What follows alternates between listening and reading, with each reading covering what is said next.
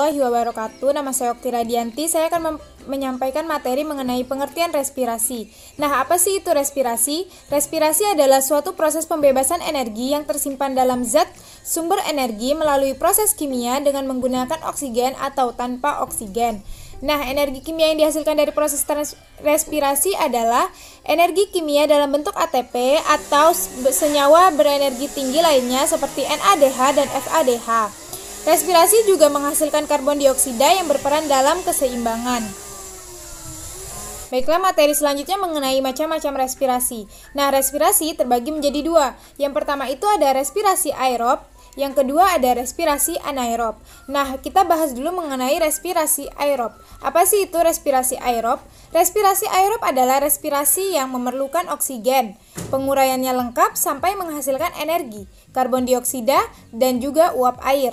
Nah, biasanya respirasi aerob ini menghasilkan energi dalam bentuk ATP. Nah, yang kedua adalah respirasi anaerob. Respirasi anaerob adalah kebalikan dari respirasi aerob, di mana respirasi anaerob ini tidak memerlukan oksigen, tetapi penguraian bahan organiknya tidak lengkap. Nah, respirasi anaerob biasanya disebut sebagai fermentasi. Kita lanjut, materi berikutnya masih mengenai mekanisme respirasi. Nah, masih tetap pada respirasi aerob. Pada tahapan yang kedua mengenai dekarboksilasi oksidatif atau biasa disebut dengan DO. Pada tahap ini berlangsung di dalam mitokondria. Reaksinya diawali dengan perubahan asam pirufat yang dihasilkan pada tahap glikolisis menjadi asetil-CoA. Dengan menghasilkan molekul CO2 dan NADH. Nah, pertama itu dari prosesnya itu dari asam pirufat yang melepaskan gugus karboksilat atau COO- yang kemudian diubah menjadi CO2 atau karbon dioksida. Nah, kemudian kemudian sisa atom C akan mentransfer molekulnya kepada NAD+. Sehingga NAD+ itu mendapatkan energi untuk menjadi NADH. CH3COO- akan diubah menjadi asam asetat. Nah, asam asetat akan berikatan dengan koenzim A sehingga menjadi asetil-CoA. Nah, hasilnya itu berupa CO2 dan NADH. Karena tadi pada tahap glikolisis itu menghasilkan dua asam pirufat, maka kedua asam pirufat ini akan menghasilkan CO2 dan NADH sehingga pada proses dekarboksilasi oksidatif akan menghasilkan 2 CO2, 2 NADH, dan juga 2 asetil-CoA. Semuanya, saya Rutani Pratwi Nadeak akan melanjutkan materi presentasi kelompok kami dengan tahapan atau mekanisme respirasi aerob yang ketiga, yaitu siklus Krebs, di mana pada tahap ini akan dihasilkan 2 molekul ATP, 6 molekul NADH, 2 molekul FADH2, dan 4 molekul CO2 atau karbon dioksida. Nah, berikut merupakan gambar atau proses urutan dari proses siklus Krebs. Teman-teman bisa melihat pada bagian yang ada di slide-nya kita. Di sini saya akan menjelaskan prosesnya, di mana pada tahap awal asetil-CoA atau 2 atom C ini berikatan dengan asam oksaloasetat, yaitu 4 atom C, dengan membentuk asam sitrat, yaitu 6 atom C. Nah, itulah mengapa siklus Krebs juga disebut dengan siklus asam sitrat. Selanjutnya, asam sitrat yang dihasilkan tersebut diubah menjadi asam isositrat dan atau disebut juga 6 atom C, yang kemudian akan diubah kembali menjadi ketogutarat maksud saya, di mana 5 atom C yang reaksinya ini disertai dengan pelepasan CO2 atau karbon dioksida dan pembentukan NADH. Nah, selanjutnya asam ketoglutarat tadi ini atau 5 atom C ini akan diubah kembali menjadi suksinil-CoA yang memiliki 4 atom C, dan reaksi ini disertai pelepasan CO2 dan pembentukan NADH. Selanjutnya, suksinil-CoA ini yang terbentuk tadi akan diubah kembali menjadi asam oksinat atau 4 atom C, yang pada mana reaksi ini akan menghasilkan GTP. Nah, GTP inilah yang akan diubah menjadi ATP. Selanjutnya, asam suksinat yang tadi ini diubah menjadi asam fumarat yang disertai dengan pembentukan FADH2, dan asam fumarat yang terbentuk diberi tahap tambahan air agar berubah menjadi asam malat, yaitu 4 atom C, serta asam amalat inilah pada akhirnya yang akan diubah menjadi asam oksaloasetat kembali disertai dengan pembentukan NADH. Nah, proses sederhana dari siklus Krebsnya ini seperti ini. 2 asetil-CoA ditambah 2 asam oksaloasetat ini diubah menjadi 6 NADH dan 2 FADH2, 2 ATP, dan 4 CO2. Nah, kita masuk ke mekanisme yang keempat, yaitu transport elektron. Transport elektron merupakan tahapan akhir dari respirasi aerob yang disertai pembentukan ATP paling banyak. Serta transport elektron ini berlangsung di dalam krista yang membran dalam mitokondria. Nah, reaksi pada tahapan ini adalah reaksi reduksi dan oksidasi antara senyawa NADH dan FADH. Nah, berikut akan saya jelaskan mengenai mekanisme atau tahapan dari proses transport elektron. Pertama, NADH mampu menghasilkan elektron berenergi tinggi melalui proses oksidasi. Nah, lalu elektron tersebut ditransfer ke koenzim Q karena tingginya energi elektronnya, sehingga ADP dan fosfat organik bersatu membentuk ATP. Kemudian koenzim Q akan dioksidasi oleh sitrokrom B sehingga dihasilkan energi yang cukup tinggi, yang pada akibatnya ADP dan fosfat organik akan bersatu membentuk ATP. Selanjutnya, sitokrom C akan mereduksi sitrokrom A, dan sitokrom A ini akan mengoksidasi sitrokrom A3, yang pada reaksi ini juga memicu bersatunya ADP dan fosfat organik yang akan membentuk ATP.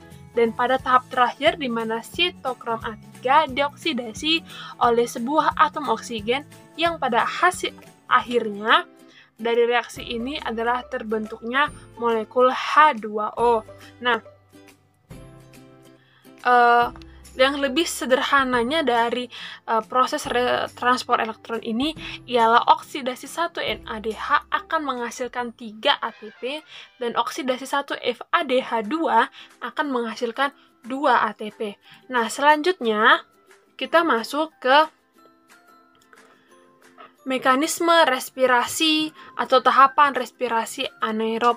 Respirasi anaerob ini merupakan respirasi yang tidak memerlukan oksigen, tetapi penguraiannya bahan organiknya tidak lengkap, sehingga respirasi ini jarang terjadi hanya dalam keadaan khusus. Nah,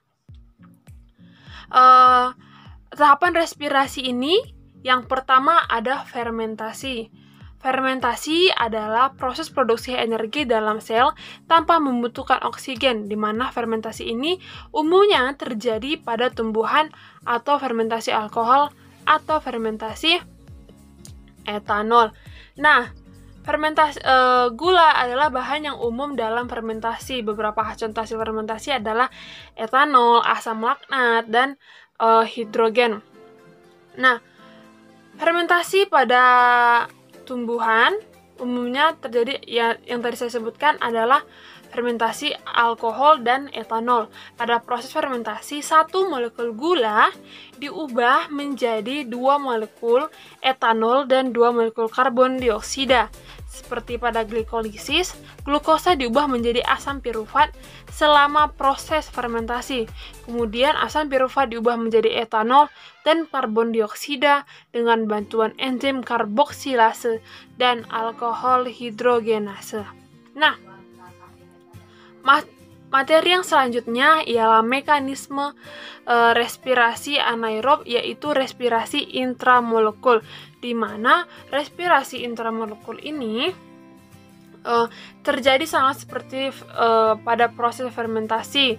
Nah, respirasi anaerob pada tumbuhan disebut juga respirasi intramolekul. Contohnya pada perubahan gula menjadi alkohol, di mana pada hakikatnya hanya ada pergeseran tempat-tempat antara molekul gula dan molekul alkohol. Nah, pada proses respirasi intramolekul, oksigen yang diperlukan tidak diperoleh dari udara bebas, melainkan dari satu senyawa, contohnya CH3CHOH, COOH ditambah HNO3 yang akan menghasilkan CH3CO, COOH ditambah HNO2 ditambah H2O ditambah energi yang berupa asam susu dan asam pirufan. Nah, hasil dari respirasi anaerob di dalam jaringan tumbuhan tinggi tersebut kebanyakan bukanlah alkohol, melainkan bermacam-macam asam organik seperti asam sitrat, asam malat, asam oksalat, asam tartarat, dan asam susu.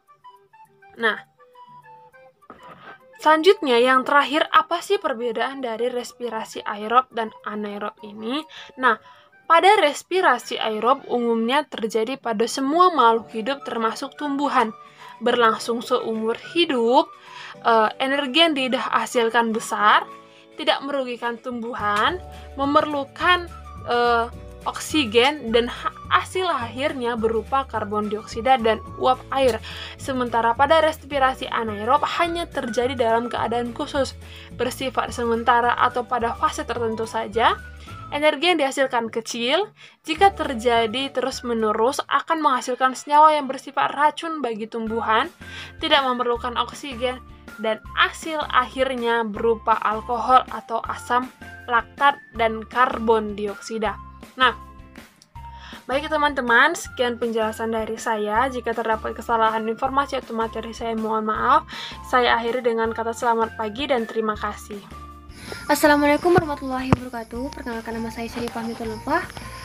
Pada kesempatan kali ini saya akan menjelaskan mengenai substrat respirasi. Nah, substrat respirasi adalah setiap bahan organik tumbuhan yang teroksidasi sebagian atau menjadi senyawa teroksidasi atau reduksi sempurna sehingga menjadi karbon dioksida dan uap air dalam metabolisme respiratoris. Nah, contoh substrat respirasi yaitu adalah karbon dioksida, lemak, asam malat, asam glikolat, dan protein. Selanjutnya kita masuk ke faktor-faktor yang mempengaruhi respirasi pada tumbuhan. Yang pertama adalah substrat respirasi. Respirasi sangat dipengaruhi oleh jenis substrat respirasi yang digunakan. Seperti tadi contohnya adalah karbon dioksida, lemak, asam malat, asam glikolat, dan protein, atau dan lain sebagainya. Yang kedua adalah umur jaringan dan tipe jaringan. Nah, pada jaringan muda dan dewasa, respirasinya lebih kuat daripada jaringan tua. Nah, karena apa? Karena jaringan tersebut lebih aktif sehingga lebih banyak memerlukan energi. Dengan kata lain, pada jaringan muda tersebut, sel-selnya lebih aktif membelah. Yang ketiga adalah suhu. Apabila suhunya tinggi sekitar 350 derajat Celcius, maka kecepatan respirasinya menurun. Nah, hal ini disebabkan oleh rusaknya enzim yang mengaruhi proses tersebut. Jadi semakin tinggi suhu, maka semakin lambat atau menurun pula proses respirasi pertumbuhan tersebut. Selanjutnya, faktor-faktor mempengaruhi yaitu adalah oksigen. Pada umumnya, sistem udara antar sel dari 7 daun ke akar sangat penting bagi tumbuhan berbatang hampa, contohnya rumput dan teki, sehingga lebih toleran terhadap penggenapan atau daun genap. Faktor selanjutnya adalah karbon dioksida atau CO2. Nah, apabila kandungan CO2-nya tinggi, sekitar 0,03%, maka kecepatan respirasinya menurun. Hal ini disebabkan oleh terhambatnya difusi O2 akibat menutupnya stomata. Nah, tadi karena suhu semakin tinggi, maka memperlambat. Nah, sekarang adalah karbon dioksida. Semakin tinggi karbon dioksida, maka semakin menurun pula proses respirasi pada tumbuhan tersebut. Yang terakhir adalah luka dan rangsangan mekanik. Nah, pelukan dan rangsangan mekanik seperti melengkungkan batang dapat meningkatkan respirasi. Nah, contoh lain seperti contohnya nih pada pohon mangga. Kita bisa melukainya menggunakan pisau pada area batang-batangnya. Nah, itu dapat mempercepat proses respirasi pada tumbuhan tersebut. Selanjutnya adalah materi selanjutnya adalah manfaat respirasi bagi tumbuhan. Nah, respirasi ini sangat penting untuk tumbuhan dan memiliki manfaat-manfaat seperti pemecahan senyawa organik. Dari pemecahan tersebut dihasilkanlah senyawa-senyawa antara yang penting sebagai pembentuk tubuh atau building block. Contohnya yaitu asam amino untuk protein, nukleotida untuk asam nukleat, perazat karbon untuk pigmen porfirin. Nah, itu saja materi dari kelompok kami. Sekian, mohon maaf bila ada kesalahan. Wabillahi taufiq wal hidayah. Wassalamualaikum warahmatullahi wabarakatuh.